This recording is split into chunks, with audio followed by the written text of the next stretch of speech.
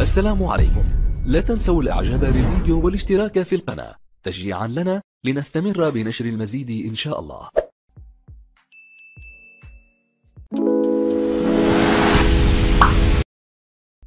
Bonjour mes élèves, je vous présente la série numéro 2, deuxième semestre, sur la vitesse moyenne du troisième année BIOF Collège. Exercice 1. Complétez les phrases par les mots suivants.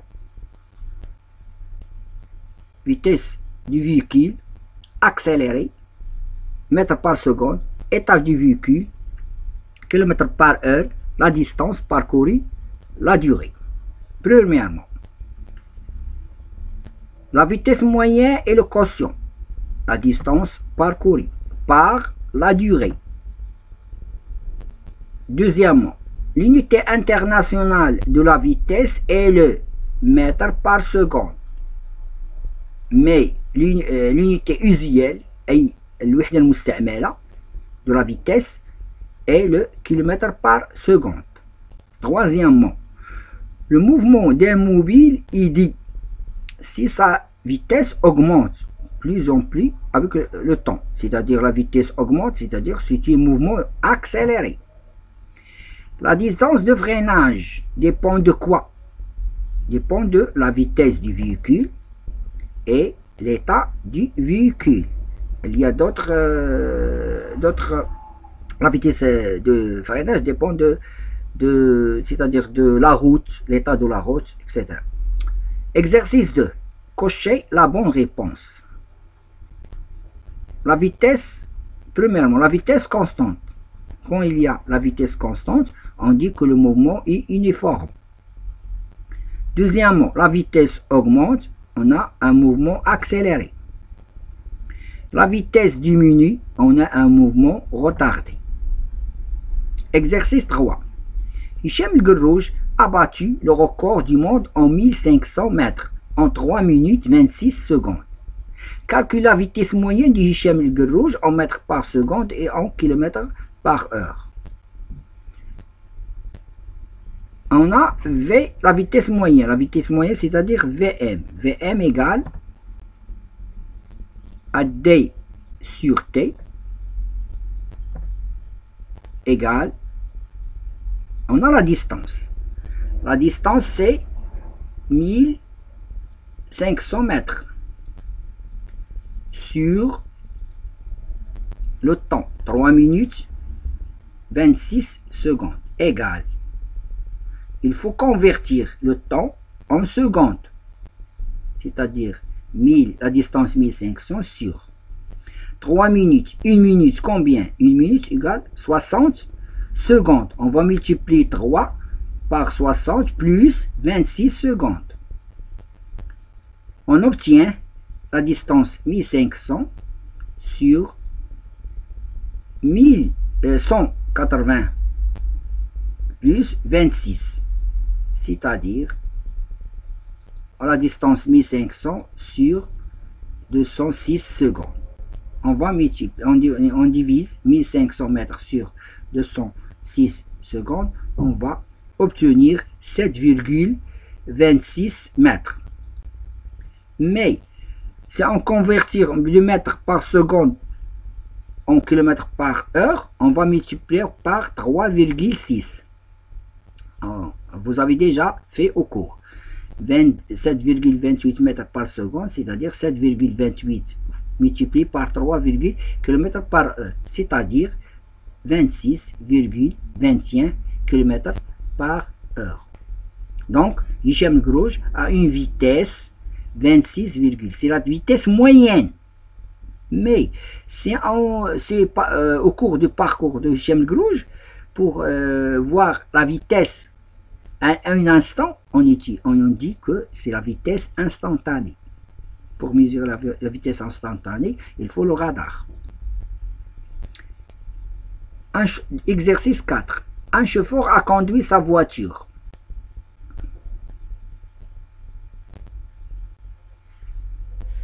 Un chauffeur a conduit sa voiture de la vitesse de Rachidia à 8 heures du matin. Et le chauffeur fait une pause dans la ville de tenir pendant une demi-heure, 0,5 heures.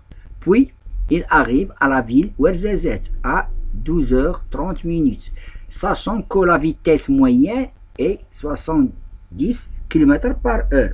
Calculer la distance entre Rachidia et Ouarzazate.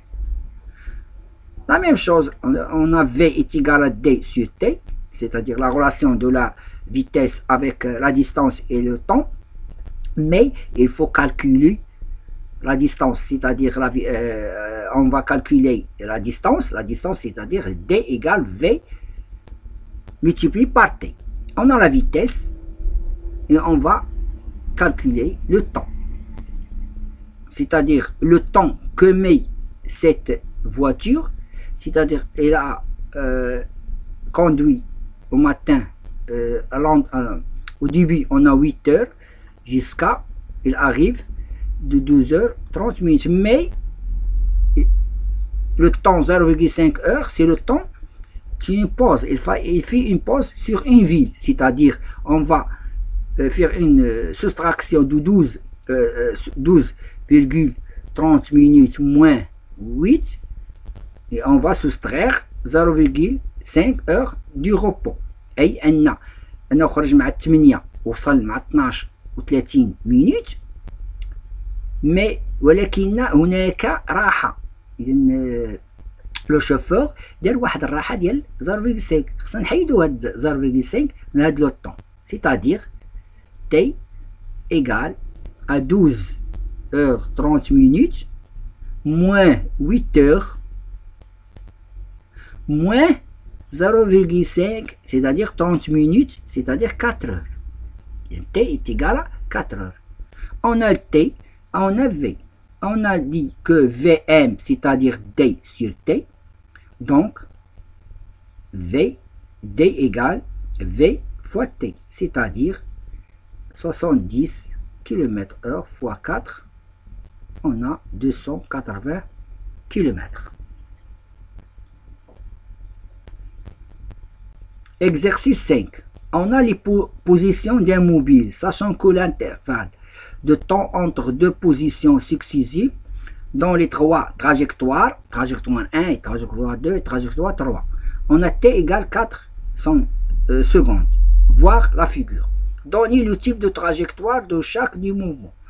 Vous regardez que la position des différentes positions, l'ensemble des différentes positions se forme d'une ligne droite, c'est-à-dire un mouvement, c'est un type de trajectoire, c'est une trajectoire rectiligne. Donc, trajectoire 1, trajectoire 3 et rectiligne.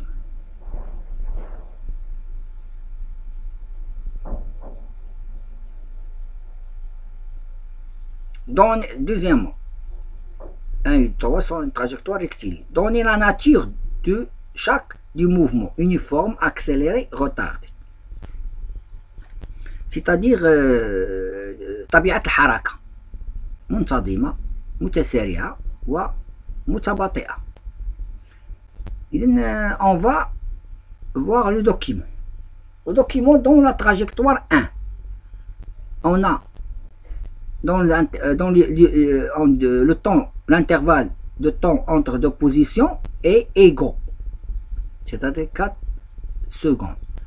On va voir la distance entre A1 et A2, A2, A3, et A3 et A4, ils restent le même, égaux, c'est-à-dire les distances. On dit que c'est la nature du mouvement, c'est uniforme. On dit que la nature, le trajectoire 1, un mouvement, sa nature est uniforme, car le mouvement, car les distances parcourues par le mobile sont égaux pendant un même intervalle. La trajectoire 2, non. La distance, on dit que la distance augmente, c'est-à-dire la trajectoire, c'est-à-dire la trajectoire 2, c'est un mouvement accéléré, car les distances parcourues par le mobile augmentent pendant le même intervalle. إذن هناك أن المسافة تتزايد خلال نفس المدة. هنا المسافة متساوية. بالنسبة للتراجيكتوار 3 on dit que la distance diminue pendant le même intervalle de temps. C'est un mouvement de retardé. أي هناك أن المسافة تتناقص خلال نفس المدة الزمنية. إذن retardé car les distances parcourues par le mouvement diminuent pendant des mêmes intervalles de temps. Troisièmement, calculer la vitesse moyenne entre les positions A1 et A3 en mètres par seconde puis en kilomètres par seconde. On a la relation V égale et Vm est égal à 10 sur T. On va calculer la distance. La distance entre A1 et A3, on a deux carreaux, c'est-à-dire à peu près 1 cm, 5 mètres. On a deux carreaux, 5, c'est-à-dire 5, 10, 15, 20. C'est-à-dire entre A1 et A2, 20. Mais on a des positions de A1. A1 fait un temps T, A2, il a fait un temps T3, c'est-à-dire 2T. Donc, V égale à D A1 ou bien D A1 A3 sur 2T égale A1 A2. On a déjà calculé ces 20 sur 2T. On a 2T, T égale à 4 secondes, c'est-à-dire 2 multiplié par 4 secondes, égale à 20 mètres sur 8 secondes, égale à 2,5 mètres par seconde. On va convertir en kilomètres par heure. Kilomètres par heure, on va multiplier par 3,6 km par heure. Il nous donne 9 km par heure. Pour le trajectoire 2, on voit la même chose. On va calculer la distance, calculer la vitesse moyenne entre les positions A3 et A4 en mètres par seconde et en kilomètres. Entre A3 et A4, on a deux carreaux, c'est-à-dire 5 mètres. On a 5 mètres, 5, 10 et 15. Sur deux positions. On a deux positions, c'est T. Pour la trajectoire, on a 2T. Mais entre A3 et A4, on a un temps T. C'est-à-dire V2M, c'est-à-dire la trajectoire 2 égale A3 A4 sur T. C'est-à-dire 15 sur 4S, 4 secondes, égale à 3,75 mètres par seconde. Pour convertir en kilomètres par heure, on va multiplier par 3,6. 3,75 multiplié par 3,6 km par heure égale à 13,5 km par heure.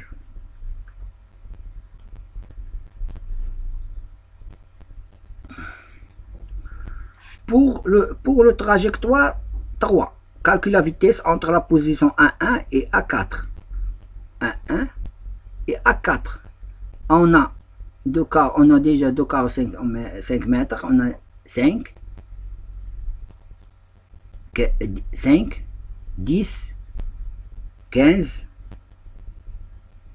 20, 25, 30. C'est-à-dire la distance entre A1 et A4, c'est 30 mètres.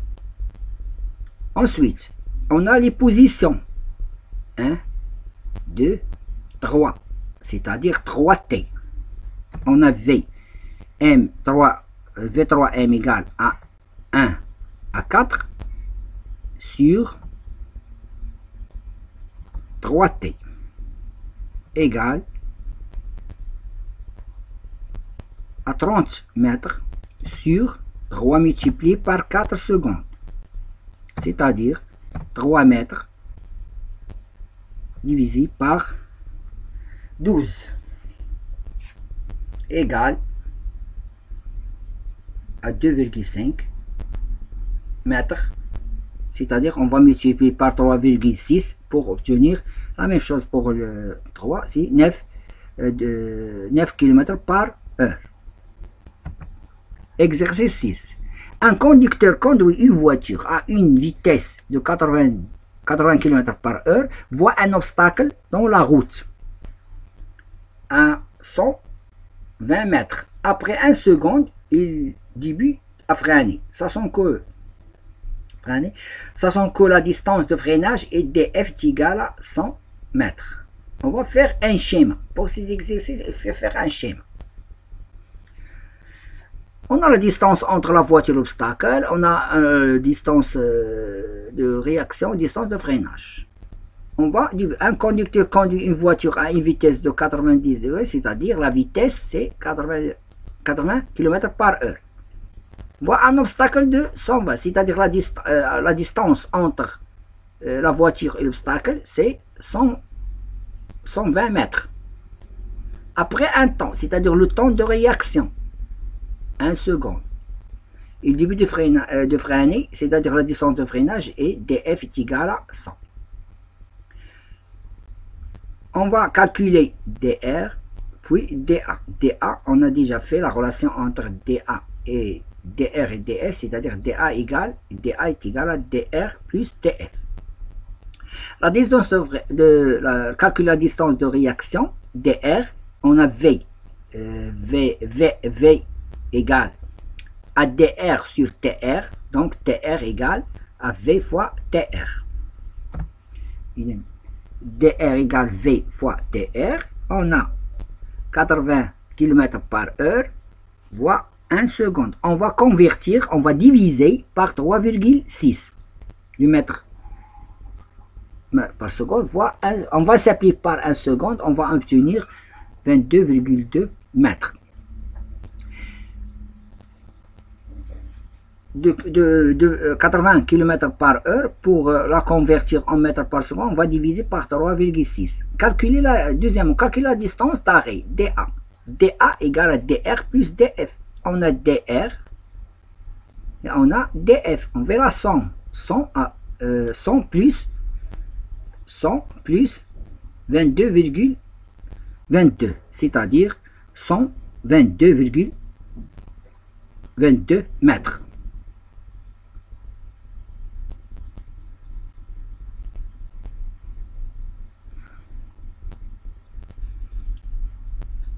Donc, troisièmement, est-ce que la voiture s'arrête avant ou frappe l'obstacle? Justifie ta réponse.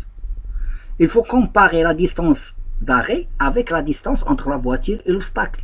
On a la distance entre la voiture et l'obstacle c'est 120 mètres, mais la distance d'arrêt est 122, il a dépassé la distance entre la voiture et c'est-à-dire la voiture frappe l'obstacle, parce que la distance entre, c'est-à-dire la distance D, la distance DA est supérieure à la distance D.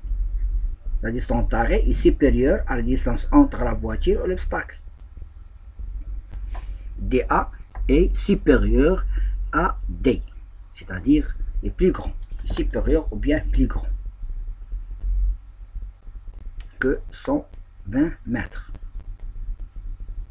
Quatrièmement, si la vitesse roule avec 60 km par heure, est-ce que la voiture s'arrête avant ou frappe l'obstacle? Je suis la réponse. C'est la même question, mais la vitesse change.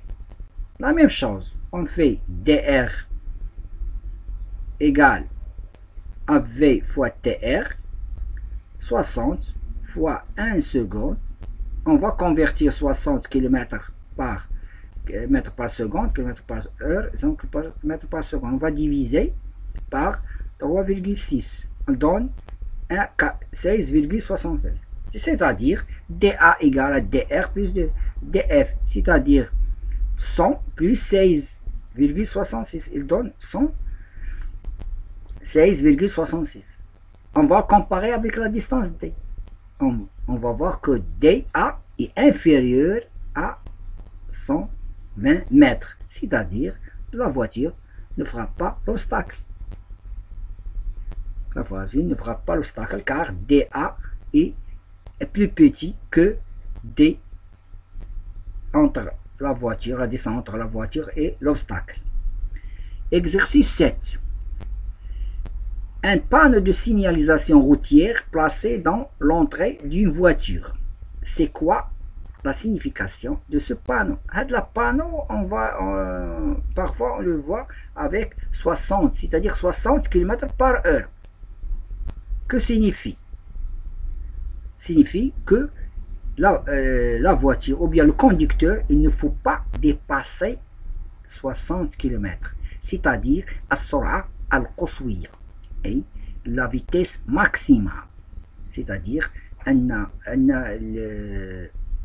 أن السائق ما خصوش يتعدى لينا هاد 60. بعض الحالات إذا تعدى راه كاين الرادار. إذن c'est la signalisation de ce panneau, c'est la vitesse maximale autorisée. La vitesse moyenne, la vitesse maximale autorisée. Lors de l'entrée à cette voiture, à cette ville, la voiture parcourt une distance de 1200 mètres pendant 1 minute. Le chauffeur de cette voiture a-t-elle respecté la signification du panneau?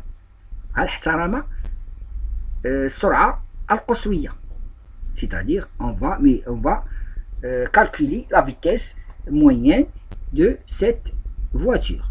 On a V égale à D sur T. On a sur T, c'est-à-dire D égale à 1200 mètres sur 1 minute. On va convertir 1 minute en secondes, c'est-à-dire 1200 mètres sur 60 secondes égale à 20 mètres par seconde. On va convertir en km par heure, c'est-à-dire on va multiplier par 3,6. Il nous donne 72 km par heure. C'est-à-dire la vitesse moyenne. Dans la vitesse, il a dépassé 60. Est-ce que la voiture a dépassé la vitesse maximale? Oui, la voiture a dépassé la vitesse maximale. Passer la vitesse maximale car V, la vitesse moyenne, est supérieure à 60 km par heure. Citez 4 précautions pour éviter les principales causes des accidents de la route. إذن ما هي الاحتياطات التي يجب اتخاذها لتفادي الحوادث؟ Respecter les limites de vitesse, le panneau de signalisation, le casque pour le moto, si on a une moto, utiliser la ceinture de sécurité, surveiller l'état du véhicule avant d'utiliser. Au revoir, à la prochaine vidéo.